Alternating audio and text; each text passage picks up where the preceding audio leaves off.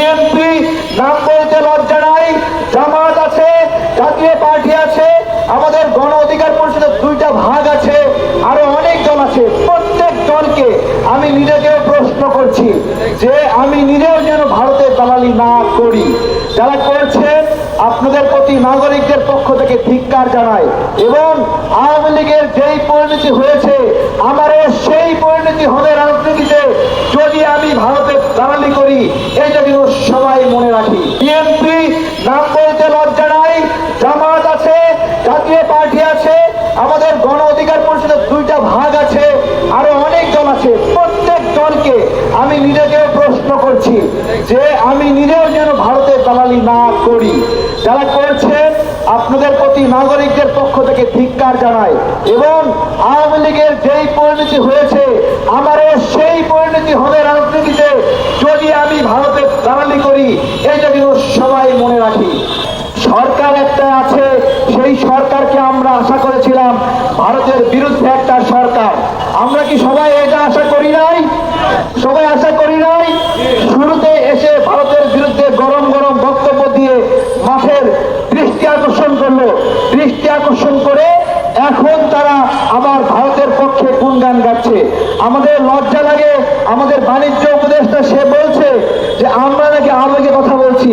হ্যাঁ, বাংলাদেশের নাগরিকরা আবেগী। আবেগ থেকে 52 ভাষা আন্দোলন হয়েছে, আবেগ থেকে 71-এর যুদ্ধ হয়েছে, আবেগ থেকে 24-এর আন্দোলন হয়েছে, এবং আপনার মতো একটা ফালতু লোক এই 24-এর আন্দোলনের মধ্য দিয়েই আপনি এখানে উপদেষ্টা হয়েছে। সেই আন্দোলনের উপদেষ্টা হয়ে আজকে আপনি কি করছেন? আপনি আমাদের আবেগ নিয়ে তাচ্ছিল্য করছেন। আরে ইয়াই আবেগ নিয়ে তাচ্ছিল্য করে টিকতে পারে নাই, তুমি কোন বাণিজ্য উপদেষ্টা তুমি টিকবা? আমি জিজ্ঞাসা করছি, তাও দেশের বিষয় নয়, ভারতের বিষয়ে। 2 দিন আগে নাগরিকদেরকে খুন করলো।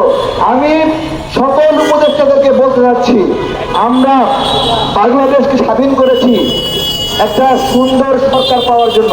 আমাদের একটা প্রত্যাশা ছিল যে এমন একটা সরকার আসবে যেই সরকারে হাসিনার লোক থাকবে না, অথচ আমরা দেখলাম হাসিনার লোক দিয়ে ভরা।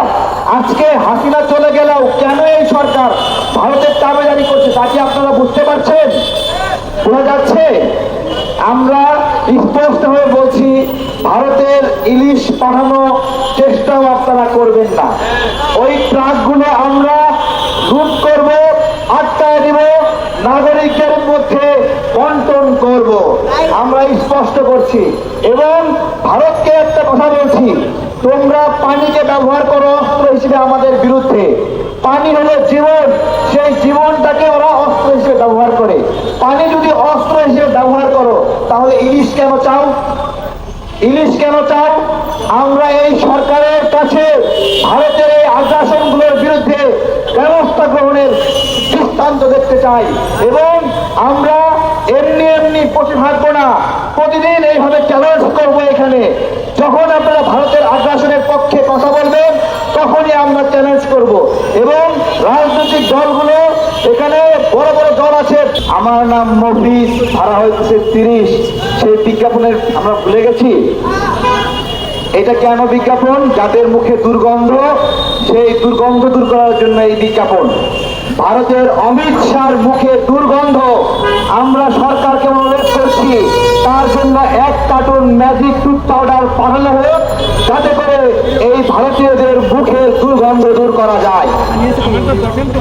প্রিয় ভাইয়েরা, ফেলানীকে যখন হত্যা করে কাটাতারে ঝুলায় রাখলো, তখন ভারতের আদালত রায় দিল যে ওই বিএসএফ সদস্য সরল মনে ফেলানীকে হত্যা করেছে, অর্থাৎ অপরাধের প্রবণতা থেকে ফেলানীকে হত্যা করেনি।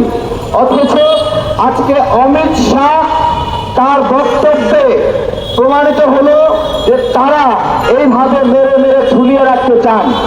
এটা একটা স্বীকারোক্তিমূলক বক্তব্য যে ভারতীয়রা বাংলাদেশি নাগরিকদেরকে কিভাবে টাঙ্গিয়ে হত্যা করে, কিভাবে হত্যা করার পরে ঝুলিয়ে রাখে, কিভাবে হত্যা করার পরে কাঁটাতারের উপর ফেলে রেখে রোদে শুকায় সেই লাশগুলো। অমিত শাহর বক্তব্যে তা প্রমাণ হওয়া কি বাকি আছে?